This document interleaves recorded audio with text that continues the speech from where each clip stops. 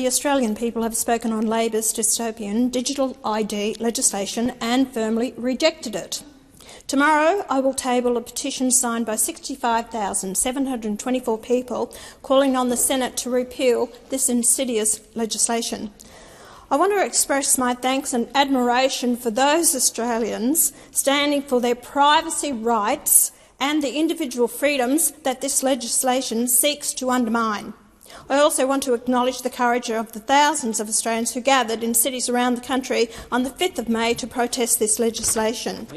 In contrast to the hatred and violence of the useful idiots on university campuses, these protests were peaceful, orderly and stood for Australian values rather than the genocide of Israelis.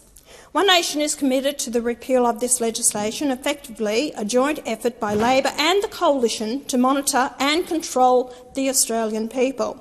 We know the former Coalition government spent about $600 million preparing for the national digital ID system. Shame. We know Labor has allocated another $288 million in the budget. We know this bill was rushed through the Senate with no debate and no scrutiny. We can safely predict it will sail through the House of Representatives, perhaps even today. We know Labor says it will be voluntary, but we also know this is a lie because the bill has provisions to make it mandatory in several circumstances. But thanks to this petition, we also know that many Australians are opposed to it, and I call on the Senate to act accordingly.